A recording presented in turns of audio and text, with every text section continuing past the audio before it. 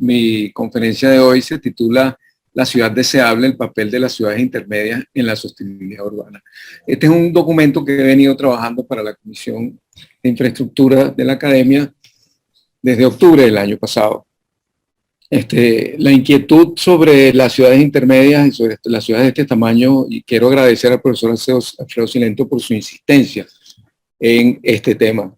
Quisiera agradecer también al ingeniero Pedro García Montero del Grupo Orinoco por haberse le ocurrido el término ciudad deseable, que para mí engloba la ciudad verde, sostenible, ecológica, humana, que todos queremos.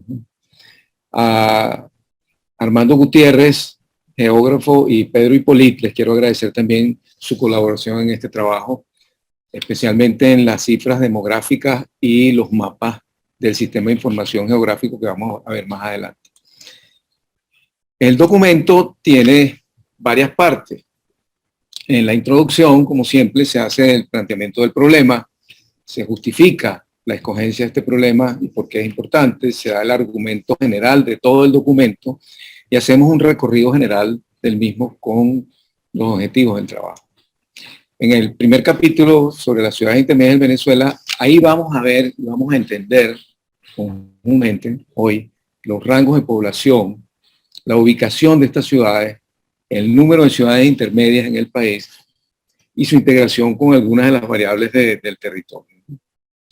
En el siguiente capítulo, los problemas en las ciudades intermedias, vamos a ver cómo son los problemas de estos centros poblados que tienen que ver principalmente con el debilitamiento de la vida cívica de estas ciudades, el deterioro físico de sus espacios, el crecimiento descontrolado de la huella urbana, ¿no?, la vulnerabilidad ante desastres socionaturales y la deficiencia de servicios básicos, entre otros desafíos.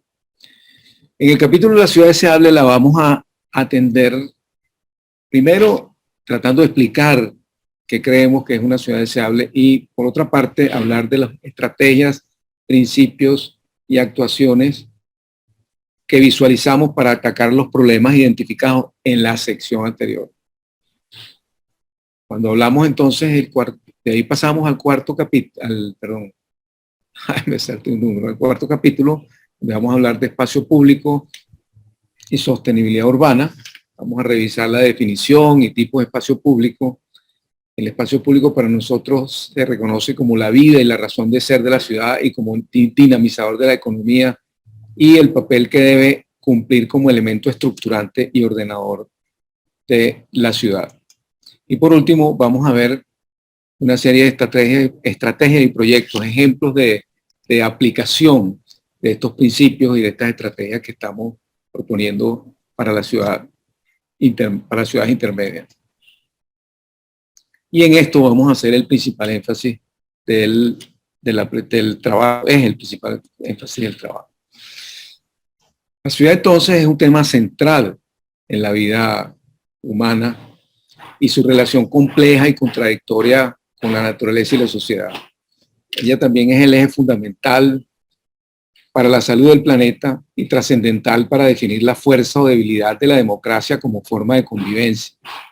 La ciudad es un tema que nos preocupa, que nos interesa imaginar, nos interesa debatir, consensuar para visualizar acciones que conduzcan a su revitalización y a mejorar su respuesta al cambio climático, a su contribución a la equidad. En definitiva, el fin último que queremos es transitar hacia la ciudad deseable.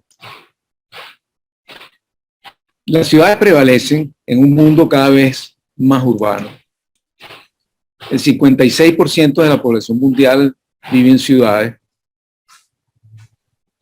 en un 3% apenas del territorio. Casi el 70% de la población mundial vivirá en ciudades en el año 2050.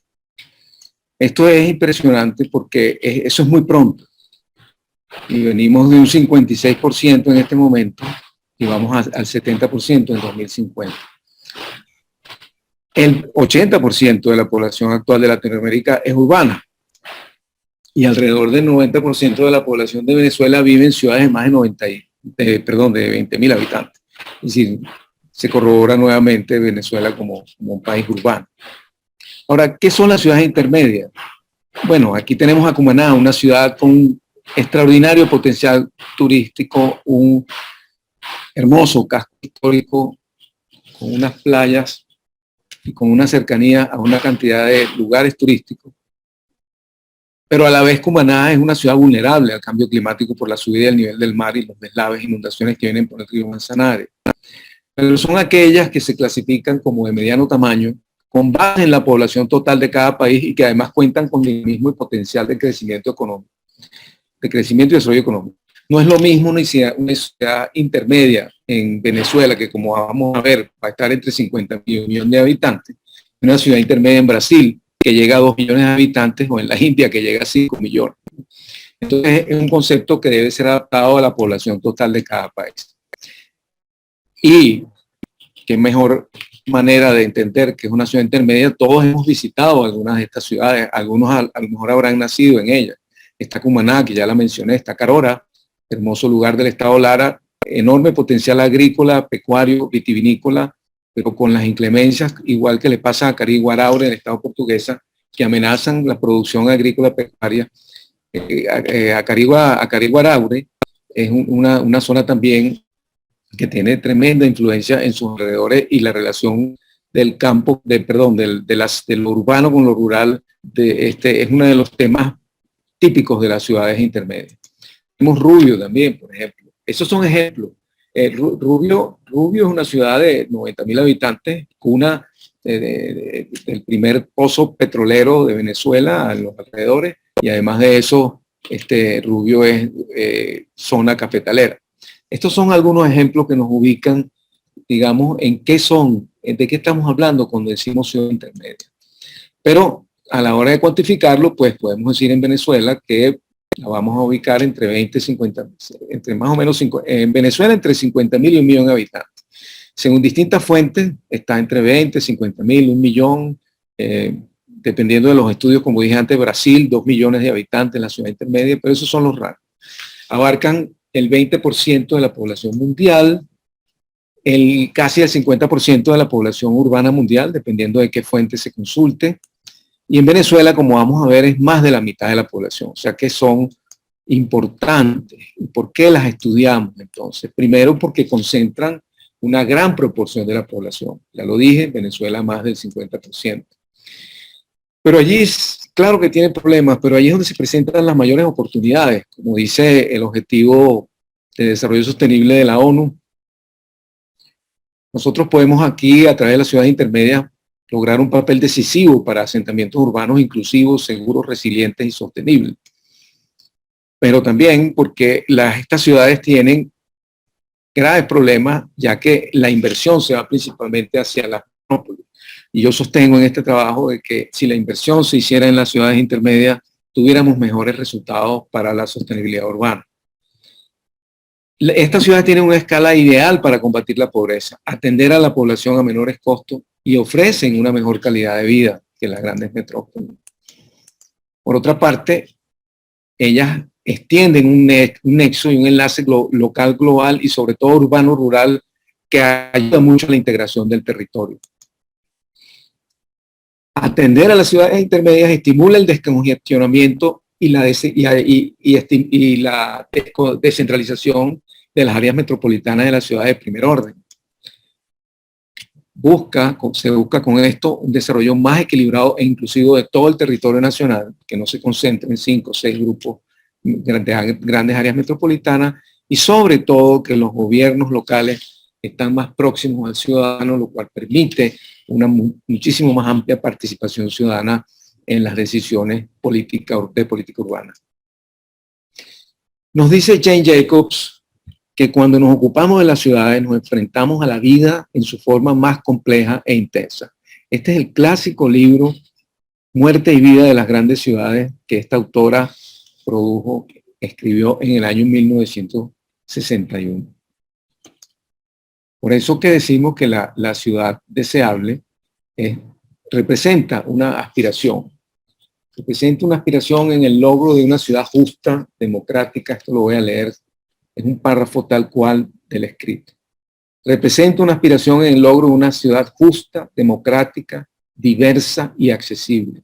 Una ciudad con espacios y servicios públicos de calidad, sostenible, verde, con medidas de seguridad y adaptación al cambio climático e integrada a su entorno rural y natural.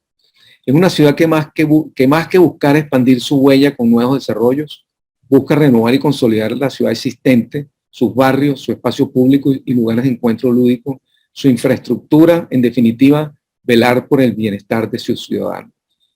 Y quiero enfatizar, es una ciudad con una respuesta clara al problema del cambio climático. Primer capítulo de las ciudades intermedias de Venezuela, vamos a ver los rangos de población y otros factores que definen a la ciudad intermedia. Vamos a diferenciar por regiones, las vamos a ubicar y vamos a hacer una integración de variables territoriales. Vamos a ver el valor patrimonial, el interés turístico, potencial electrofotovoltaico, vulnerabilidad.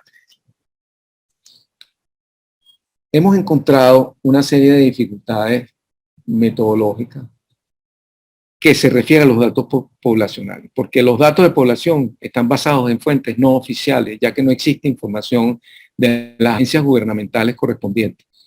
Por lo tanto, lo que presentamos aquí se basa en la obtención de datos de proyecciones de población estimadas en fuentes no oficiales. O sea, es increíble que el INE, el Instituto Nacional de Estadística, no se tenga acceso a datos de población, que el último censo fue en 2011, y nosotros utilizamos fuentes del Instituto de Estudios Sociales de la Universidad de los Andes, de las proyecciones del Consejo Nacional Electoral, y por ello haremos énfasis en órdenes de magnitud de la cifra que manejamos, más que en su precisión en cuanto a los datos de población, bajo la premisa de que el fin último que queremos aquí es lograr entender la situación general de la ciudad intermedia por región y por rango de población. En el análisis demográfico que hicimos, nos da un número de ciudades, la población para 2021 de las ciudades intermedias y el porcentaje total en relación a la población del país. Podemos ver que tenemos unas 75 ciudades intermedias que abarcan un 54% de la población del país, basado en un estimado de población total de 28 millones de habitantes de esta fuente muy reciente, que por cierto, gentilmente nos cedió el académico Eduardo Páez Pomar recientemente al grupo de la Comisión de Infraestructura. Entonces, estas cifras son relevantes porque cuando estas ciudades las colocamos en el mapa, vemos esta situación general. Esta situación general que vemos aquí, vemos que están concentradas, en primer lugar, unas 8 ciudades en la región noroccidental. Tengo la lista, pues, en los anexos metodológicos del documento. Esta región que va desde la costa de La Guaira, Maiquetía, la costa del Estado Vargas, y pasa por Caracas, Barquisimeto y llega a San Cristóbal y Rubio, contiene más de la mitad de la población concentrada en esta zona del centro hacia el suroccidente. En el oriente tenemos unas 14 ciudades, entre ellas unas con gran potencial turístico como Maná, Pampatar, Por la Mar, Barcelona, Puerto La Cruz. En el oriente, unas 8 ciudades, está Ciudad Bolívar, Ciudad Guayana, Maturín, y en los llanos también unas 8 ciudades intermedias, quizás un poco más, un poco menos, pero como les digo, estoy mandando órdenes de magnitud. Pero vemos que en el mapa se diferencian estas 4 regiones muy claramente. Cuando cruzamos la variable territorial del valor patrimonial, según el Instituto de Patrimonio Cultural, vemos estos puntos rosados también concentrados en las regiones que hemos estado mirando. Y esto es significativo porque nos habla también de la historia de Venezuela y de cómo entonces esto que se ha concentrado acá también corresponde a lo que se considera con valor patrimonial, y eso también tiene relación con lugares turísticos. Si nosotros entramos en internet y buscamos lugares turísticos de Venezuela, tenemos varias fuentes. A mí me pareció que esta era una de las más organizadas.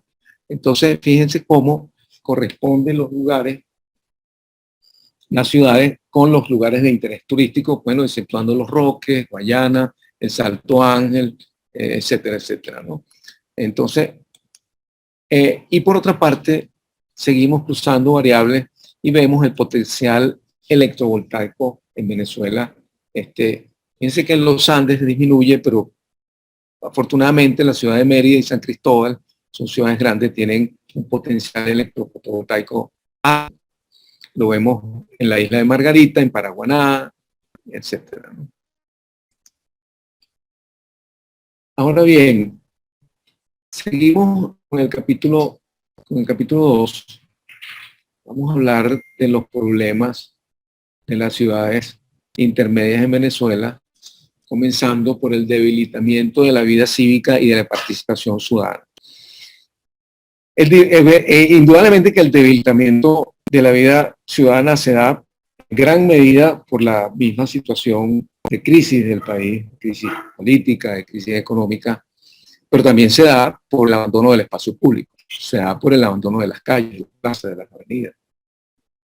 Y este es un problema de las ciudades intermedias, particularmente porque ustedes ven las grandes ciudades con incluso Valencia, Caracas, Maracaibo, con esa atención que se le está dando a los espacios públicos más emblemáticos. En las ciudades más pequeñas no tanto. El crecimiento explosivo y descontrolado de la huella urbana, donde las ciudades buscan salirse de la poligonal. Este es otro problema muy grave porque se ocupan más territorio en zonas que no necesariamente están aptas para el desarrollo de la ciudad por cuestiones de vulnerabilidad y también por falta de servicio. Y ese es el tema de la vulnerabilidad ante desastres socionaturales y contaminación. Ya vimos en el mapa cómo, ya vamos a ver en los mapas cómo se corresponden las ciudades con las regiones más vulnerables también. Veamos el caso del lago de Valencia en esta figura, en esta imagen que desarrolló el profesor Jesús Viloria, miembro académico de nuestra academia, sobre la expansión urbana del lago de Valencia, y vemos la conurbación del lago de Valencia de estas ciudades, ¿no?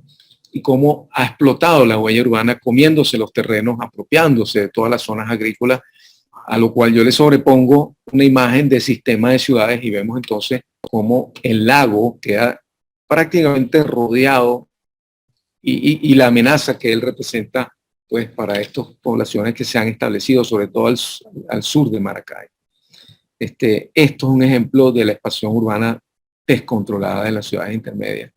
Vemos también en cuanto a la vulnerabilidad, el registro de sismos de Funvisis nos revela que gran parte de estas ciudades y de estas regiones que identificamos están en zonas sísmicas vulnerables.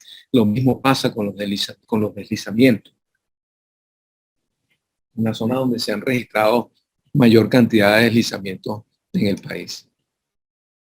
Las ciudades intermedias, a pesar de que muchas están en el interior, vemos una vulnerabilidad de algunas muy notorias ante la subida del nivel del mar, especialmente en la zona del lago de Maracaibo, en esta zona turística del oriente de Falcón y en particular de lo que es el oriente con Cumaná, Carúpano, la isla de Margarita y el área de Tucupita con la subida al nivel del mar hacia el delta del Orinoco, hace que sea una situación muy vulnerable. Vamos a ver hoy el caso de Porlamar y Pampatar en los estudios que hicimos para la aplicación de ejemplos más adelante. Continuamos con que los problemas de la ciudad intermedia también incluye el tema del transporte, el tema de la movilidad y la contaminación. Esto es muy grave. El deterioro de la vivienda, no solo de las zonas de barrios populares, sino también de la vivienda formal. La clase media ha tenido un impacto muy grande con la crisis económica y las viviendas de la clase media, especialmente en los desarrollos extraordinarios del Banco Obrero y del INAVI, pues, se han tenido muy a menos. Y la deficiencia de servicios básicos que el Observatorio Venezolano de Servicios Públicos se puede visitar y se darán cuenta pues de que electricidad, agua potable, cloaca es un tema muy crítico de todas las ciudades del país, pero allí se evidencia que las ciudades intermedias tienen un peso muy grande en la problemática identificada. Muy bien. Ahora, en el capítulo 3 hablamos de la ciudad deseable, las estrategias, proyectos y actuaciones que podemos acometer. Bueno, más que buscar desarrollarse emulando a las grandes ciudades, aumentando su huella urbana y con nuevos desarrollos, la máxima prioridad de las ciudades intermedias debería darse en la conservación y recuperación de la ciudad existente, de su patrimonio construido, de todo el inventario y provisión de edificaciones e infraestructuras existentes. Esto es algo que ha hecho mucha insistencia el profesor Alfredo Silento desde hace muchos años la recuperación del stock construido de la ciudad. Y ese empeño en construir nuevo es lo que se debe evitar. Así que las ciudades intermedias representan una gran oportunidad para actuar porque al ser de menor escala, las intervenciones pueden ser más acotadas y mejor controladas a fin de mitigar esa tendencia a la expansión. Es preferible densificar que expandirse. Esto es típico de los nuevos desarrollos en las periferias de la ciudad. Vamos a hablar de principios relativos a la renovación urbana como estrategia, principios relativos a los servicios de infraestructura urbana y otros de acción frente al cambio climático. Principios relativos a la renovación urbana tenemos, en primer lugar, el espacio público es clave. El espacio público es fundamental recuperarlo. Vean esta imagen tan linda de la Plaza Bolívar de Minas, pues así debería ser, no solo en esa plaza, sino en todas las plazas de la ciudad y en todas las plazas Bolívar de Venezuela, porque eso contribuye definitivamente a la imagen del ciudadano, a su autoestima y a propiciar accesibilidad. La ciudad deseable es densa, compacta y eficiente. De esto nos habló el profesor Silento ayer en una conferencia en el grupo Orinoco, y es la ciudad que se ha denominado de los 15 minutos, de los 500 metros, donde todos los servicios están cerca, la persona caminando puede llegar a la mayoría de los lugares que le hace falta, o si no, puede llegar al transporte público en menos de 10 minutos, sería lo deseable. De esa manera, entonces, enlazarse rápidamente con el resto de los servicios públicos. Por eso es que hablamos de una ciudad compacta. No se confunda con ciudad. Una ciudad compacta no es equivalente a una ciudad hacinada, que es contraproducente para efectos de la pandemia. Ya me llegó la palabra, hacinamiento. Por otra parte, la expansión urbana debe ser armónica y controlada. Ya vimos lo del lago de Valdés. Eso no es ni armónico ni es controlado. La ciudad debe reverdecer. La ciudad, ese es un aspecto fundamental para el cambio climático y además para la reinserción de flora y fauna en las ciudades, algo fundamental para la ecología urbana. Y los hitos y símbolos son importantísimos en el imaginario ciudadano. La imagen de la ciudad, nos dijo Kevin Lynch, es la cultura, es lo que recibe la gente en su mente sobre la ciudad es tan importante como lo que sufre o disfruta físicamente en la ciudad. Por eso es que los hitos y símbolos son tan importantes. Hay unos principios relativos a los servicios de infraestructura urbana, pero claro, aquí yo lo que me refiero es más a cómo estos servicios de transporte, de tecnología, pero también de agua, electricidad, se integran al resto de la ciudad. Es decir, cómo ellos realmente son parte de la ciudad. No es que entonces tenemos el servicio de agua por un lado, el servicio de electricidad por el otro, no. Eso tiene que ser parte de un plan general de la ciudad en el que el espacio público cumpla un papel fundamental. Es por ello que el transporte público debe prevalecer frente al automóvil individual. La tecnología y la innovación para la conectividad hoy en día es fundamental. No hay manera de que haya en este momento desarrollo si no hay al menos conexiones de Internet, y esta conectividad es indispensable.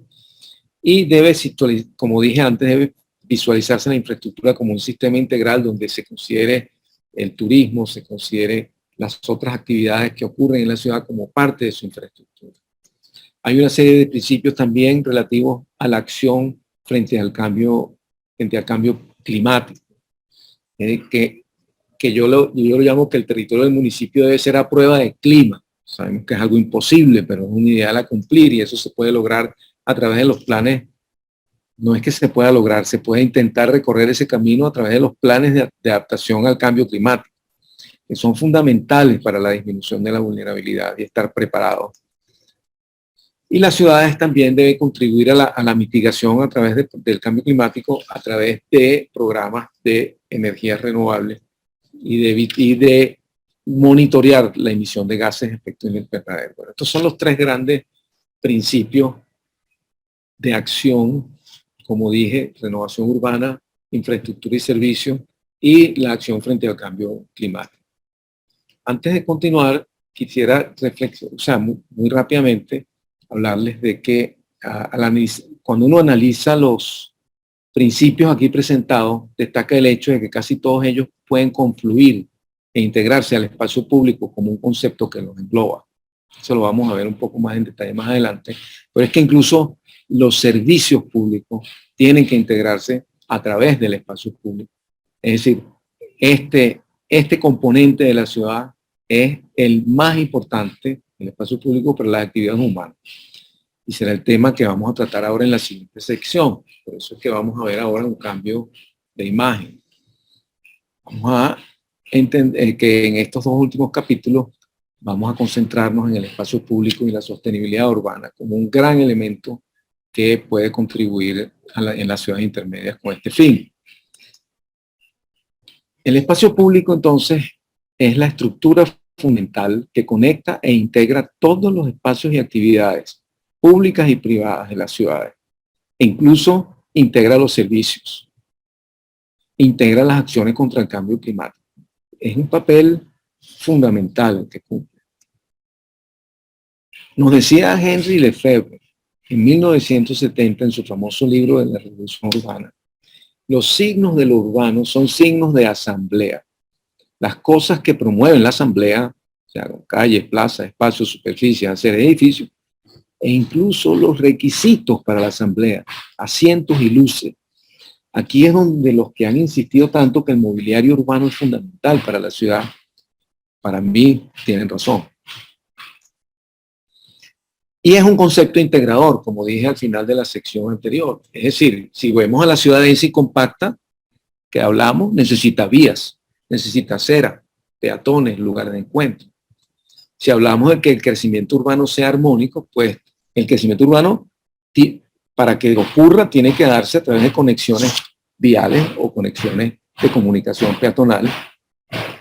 Y a la vez, nada ganamos con crecer y no darle equipamiento urbano a las urbanizaciones que se hagan, porque si no, esos son simples suburbios autocontenidos que no tienen plazas, no tienen parques, no tienen deporte, no tienen el equipamiento necesario, como ha ocurrido con muchas urbanizaciones construidas recientemente en el país. La ciudad reverdece en sus parques, plazas, bulevares, avenidas, especialmente en el espacio público. Y eso da el ejemplo a la actividad privada para que cumplan con las normativas ambientales de reverdecer sus desarrollos. No es posible ver los inmensos estacionamientos de Sambil y de Costa Azul y de todos estos centros comerciales sin un arbolito, y son 900 estacionamientos para 5.000 vehículos, para 3.000 vehículos. Eso hay que obligar a que se reverdezca. Y los hitos y monumentos del municipio son lugares de interés común. Es decir, cuando hablábamos para la imagen de la ciudad, los hitos y monumentos, pues son también espacios públicos. Y una frase que me atrevo a decir: la ciudad puede existir sin servicio, mal, pero puede existir. Pero la ciudad no puede existir sin espacio público, porque sin espacio público no hay ciudad. El espacio público entonces es la razón de ser de la ciudad. Vamos a tomar una definición que a mí me pareció, hay muchas, de las más impactantes. Los espacios públicos son todos los lugares de dominio público o de uso público accesibles y disfrutables por todos de forma gratuita y sin ánimo de lucro. Esto es muy importante porque a veces se habla de que el sector privado puede hacer espacio público, y eso no es conveniente.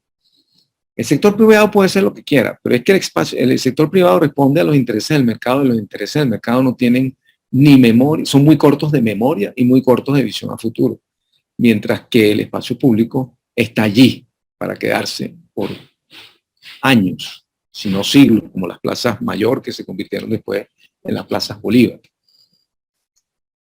¿Cuáles son los tipos entonces de espacios públicos? También en esto hay varias categorías y varias denominaciones, pero principalmente son las vías públicas, que incluye avenidas, calles, bulevares, pero especialmente las aceras, que es el punto crítico y el más importante de todos los elementos del espacio público, porque es el que propicia la vida del peatón.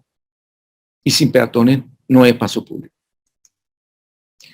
Después están los espacios públicos abiertos, plazas, parques, frentes marinos de playas urbanas, la zona de las zonas del borde montañoso de las ciudades.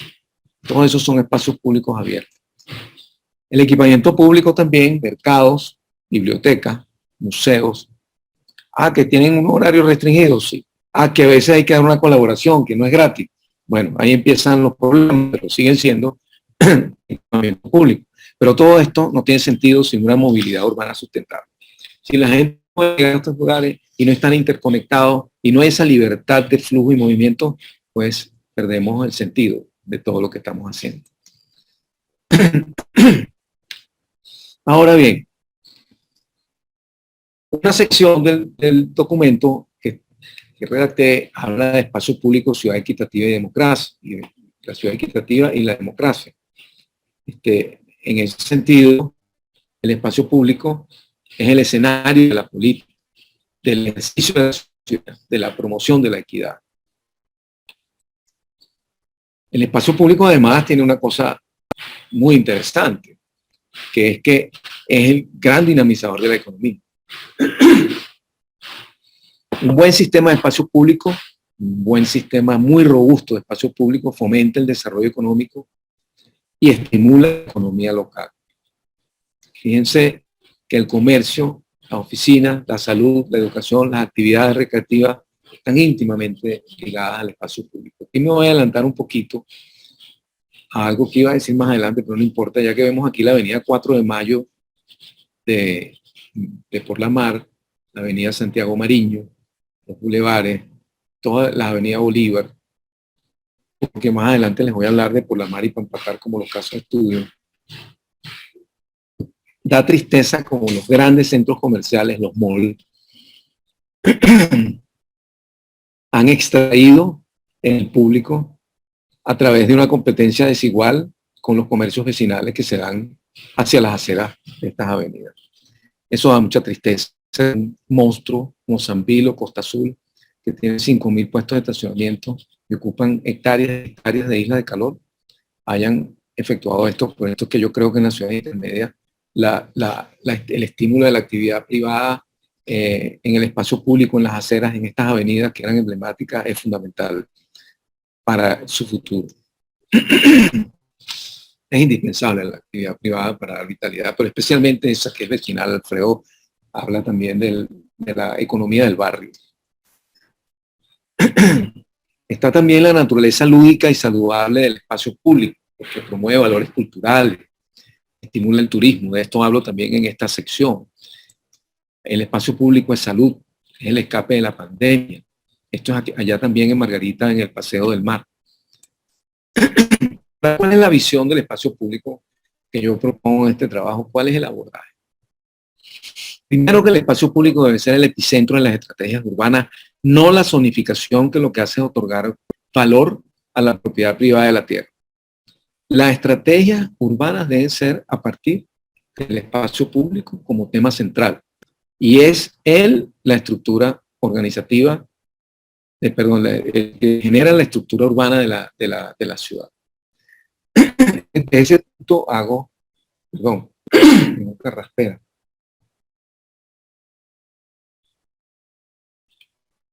mucho énfasis en el argumento.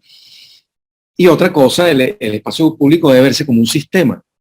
No es una colcha de retazo, no es una placita por aquí, no es un parquecito de bolsillo por allá, ni un museo, ni un centro asistencial. El espacio público debe ser organizado en un sistema donde sus partes estén integradas entre sí y se entienda como tal. Lo vamos a ver un poco más adelante en los ejemplos que voy a presentar del espacio público en Por la Mar y Pampatá. Y bueno, debe atender al cambio climático. Ya hablamos de las islas de calor, los corredores verdes, y también lo que se llama el efecto de esponja. Se deben aprovechar los lugares de espacios abiertos con vegetación para que sean los que sirvan de esponja, de amortiguador a las crecidas de los ríos o al aumento del nivel del mar. Y los paseos peatonales que se hagan a la orilla del mar deben también utilizarse para evitar la erosión de las costas, ¿no? O al revés, la erosión de las costas, las obras que se hagan de erosión de las costas se deben aprovechar para que también sean paseos peatonales y espacio público y vías de comunicación no motorizadas. Ahora, en el capítulo 5, caramba, se establecen estrategias y proyectos, se hacen una serie de ejemplos de proyectos y vamos a hablar de una metodología de ejemplos y ejemplos de aplicación. Aquí vamos a hablar entonces de cómo proceder. Vamos a ver por la mar y Pampatar. Yo tuve la oportunidad de ir para allá, de reunirme con funcionarios, incluso con los alcaldes, hacerles presentaciones, muy receptivos. Ellos están en una conserjería permanente. Sin embargo, algunos de los asesores han entendido y vamos a ver qué resultado arrojaron estas visitas y la idea de un sistema de espacios públicos en estas ciudades como ejemplo de lo que se puede hacer en el resto de las ciudades intermedias. Hay una serie de metodologías de planificación urbana que históricamente hemos visto, digamos, en la academia y en la profesión. Cuando digo en la academia es en el mundo académico.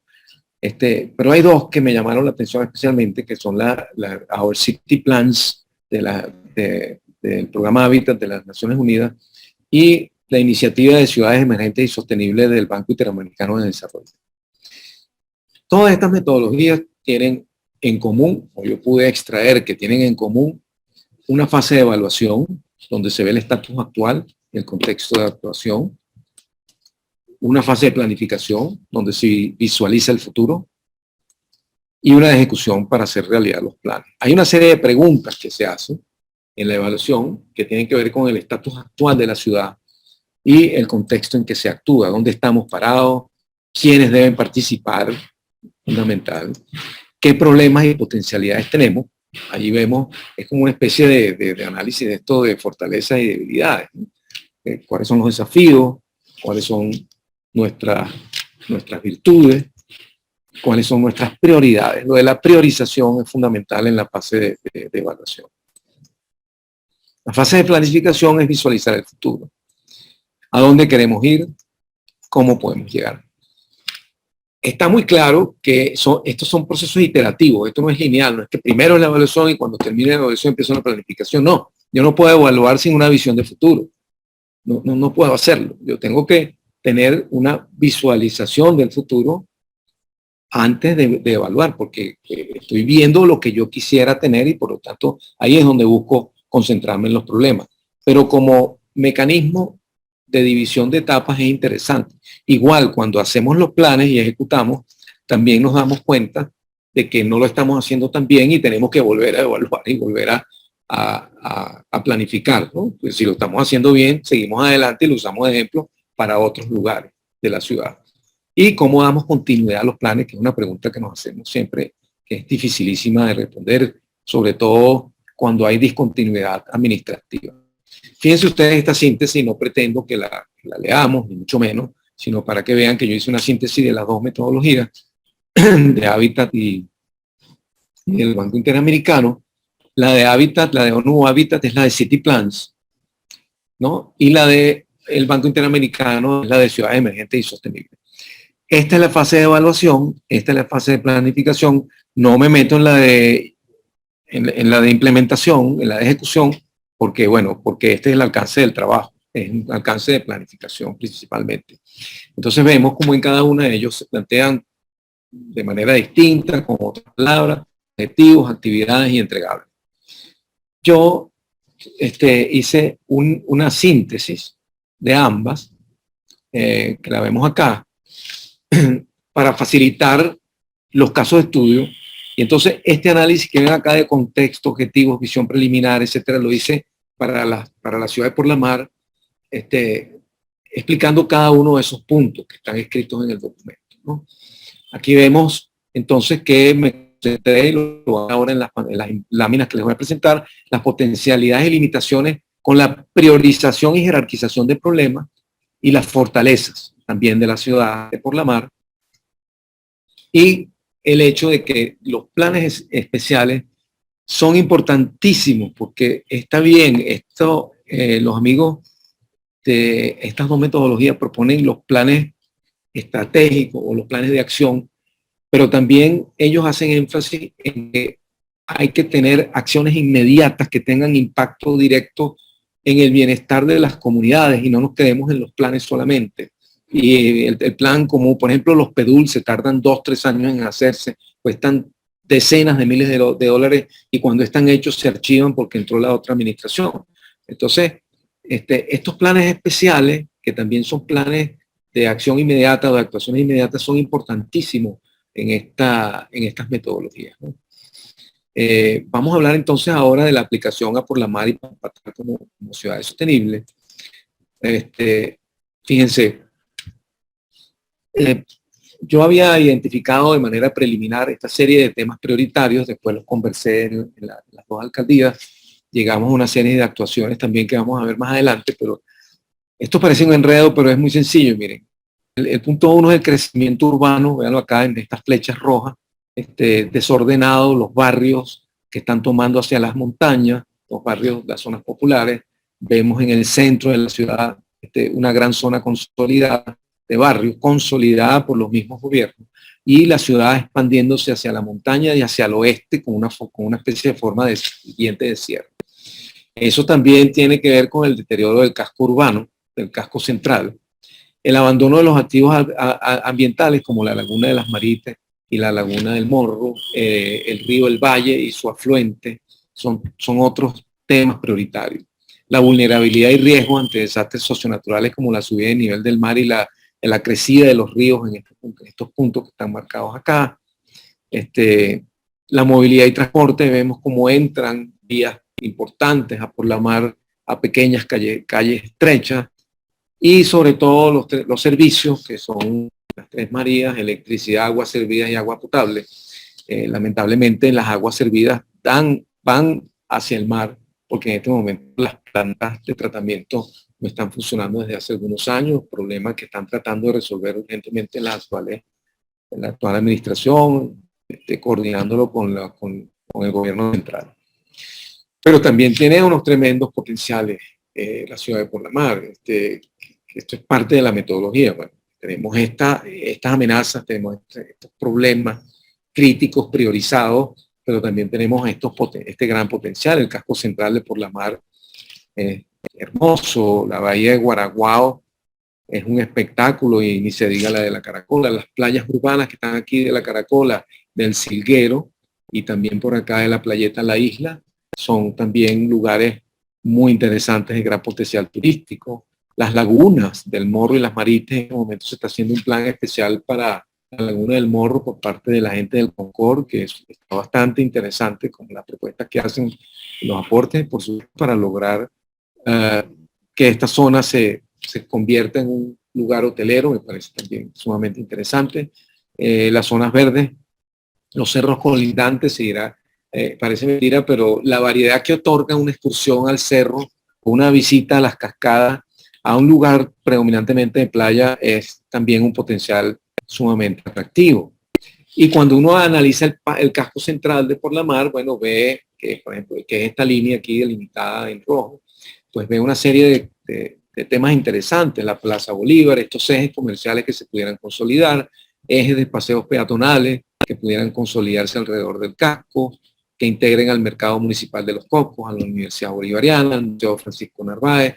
Todo esto lo estudiamos y lo presenté y lo discutimos en la alcaldía, y ahí es interesante porque tenían una ordenanza de casco central que no la habían terminado de aprobar. Ahora van a trabajar en eso. Está el terminal de autobuses aquí, que es muy importante, lo mostré en una foto anterior, el terminal norte que lo tienen que concluir. Y al hablar entonces de estas ciudades sostenibles, vamos a ver que también hay una metodología del sistema de espacios públicos. Hay unas actuaciones urbanísticas inmediatas que he mencionado y que son fundamentales por su impacto en el bienestar de la gente. Y entonces, con ese fin, desarrollamos un sistema, un esquema preliminar de un sistema de información geográfica para el sistema de espacio público. Y vamos a mostrar, para concluir, unos mapas y ejemplos ilustrativos. Bueno, la metodología del sistema de espacio público se basa en los mismos pasos generales. Hay una etapa de evaluación, una etapa de planificación y una etapa de implementación. Esto sí ya lo originé yo en forma, es parte del aporte del trabajo, aquella síntesis que vimos antes y ahora esta metodología en la cual vemos qué provisión de espacio público tengo como ciudad, en qué estado está, eso es un diagnóstico, ¿no? Es decir, acá, en los objetivos y en los entregables, y vemos en la planificación a dónde queremos ir y cómo implementamos el plan. Pues yo me concentré en hacer con el equipo un inventario preliminar del espacio público existente, una priorización de actuaciones urbanísticas, unos mapas de ubicación con tipos de distribución de espacio público en la ciudad. Me hubiera gustado aplicar indicadores, en este momento no los pudimos aplicar, pero es parte de lo que hay que hacer, vamos a hablar de eso ahora, y vamos a ver unos mapas de la propuesta del sistema de espacio público integrado a la situación actual. En el documento se puede ver en detalle cada uno de estos pasos explicados de las metodologías y las reflexiones que hago de las diferencias metodológicas. Por ejemplo, en la de la ONU, en la que hablé antes de Our City Plans, ellos hacen más énfasis en la estructura espacial de la ciudad para entender el patrón actual de crecimiento y el tejido urbano. Pero el BID se enfoca más bien en la sostenibilidad urbana y la acción ante el cambio climático y su aplicación es solo para América Latina y el Caribe, mientras que Our City Plans es para todo el mundo. Pero las de ONU Habitat, que también están incluidas aquí en lo del espacio público, son abiertas totalmente, mientras que en el caso del BID los funcionarios se reservan las decisiones claves, como pasó, por ejemplo, en la selección de las ciudades intermedias donde se aplicaría la metodología en Brasil. Eso fue lo que ocurrió y es lo que ocurre con la aplicación por parte del Banco Interamericano de Desarrollo, ¿no? Es menos accesible. Yo diría que estas ciudades tranquilamente pueden optar por una metodología como la de ONU Habitat o esta misma que yo estoy proponiendo acá en el trabajo. Bueno, la aplicación de indicadores es importantísima para cuantificar las variables del espacio público urbano. Más importante es las conversaciones que uno tiene con los distintos sectores, las autoridades, por ejemplo, el gremio de transporte, los gremios de comerciantes, pero la asignación de tierra urbana, una variable, por ejemplo, es la asignación de tierra urbana para el espacio público. Según la ONU, las calles aceras deben ser entre un 30 y un 35% del espacio público, los espacios públicos como parques, plazas, entre un 15 y un 20%, para un total de un 45 o un 50% de espacio público en la ciudad. ¿Okay? También hay otras mediciones, como son en categorías como la oferta, es decir, qué cantidad tengo en relación al número de habitantes, la calidad, en qué estado está, qué características tiene, qué atributos, si es multiuso, si es especial, si es totalmente accesible, y la distribución, porque no hacemos nada con una gran oferta de espacio público que esté concentrado en un solo sector privilegiado de la ciudad. Esa distribución tiene que además ser accesible y conectada. Entonces, conversando con los funcionarios de la alcaldía, empezamos a mirar una serie de acciones inmediatas que lo llamamos planes especiales o planes de actuación. Aquí hay todo un tema porque los nombres que se le dan es importante por el alcance que pueden tener esos planes. Pero entonces vean esto que es interesante, aquí están los planes, pero aquí están las vías, los espacios públicos, ¿no? Los espacios públicos. Entonces, tenemos las vías públicas, los espacios públicos abiertos, el equipamiento urbano, la movilidad urbana y otros aspectos. Entonces, si tomamos, por ejemplo, primero hay que actualizar los planes. La ordenanza de zonificación de Por la Mar es del año 78, igual que la de Caracas, igual que la de muchas ciudades. Y otra cosa interesante, actualizar y aplicar el anteproyecto de ordenanza del casco central y así sucesivamente. Hay varios planes, a estos dos fueron los que se les dio prioridad. Los ejes comerciales urbanos son fundamentales para revitalizarlo en las avenidas 4 de Mayo, Santiago Mariño, Bolívar, Raúl Leoni. Y eso se puede hacer también promoviendo la vida en las aceras, la actividad peatonal, reforzando las plazas y parques que existen ahí y sobre todo fomentando el transporte público para que se pueda llegar allí de por qué no hay los 5.000 puestos de estacionamiento que tienen los grandes centros comerciales. Hay otras cosas como centros de atención comunitaria, pero los paseos peatonales de Frente Marino tienen un valor fundamental por su protección de elevación de costas, por su potencial protección de elevación de costas. Se pueden crear bulevares autorizados, pequeñas plazas, canchas deportivas, paradas de transporte público, etcétera, ¿no? Por ejemplo, estas son esas acciones urbanísticas inmediatas reflejadas en un mapa del sistema de información geográfica que elaboramos con el profesor Pedro Hipólito de la Facultad de Arquitectura del sector de estudio urbano. Los ejes comerciales urbanos, lo vemos destacado aquí en el punteado rojo, centros de atención comunitaria en barrios, paseos peatonales de Frente Marino, todo esto que está acá, Terminal Norte, importantísimo para el tema de la movilidad urbana. El Terminal Norte está acá, perdón, más central, aquí vemos el Boulevard Guevara, el Boulevard Gómez, el ingreso de la Santiago Mariño al centro por la mar, planes de vivienda, en un barrio que se llama Barrio Chino, por ejemplo, y un materno infantil que hace falta aquí. Esas son unas actuaciones. Si esto después cambia, no es el tema es que hay que hacerlo y hay que consensuarlo y hay que discutirlo.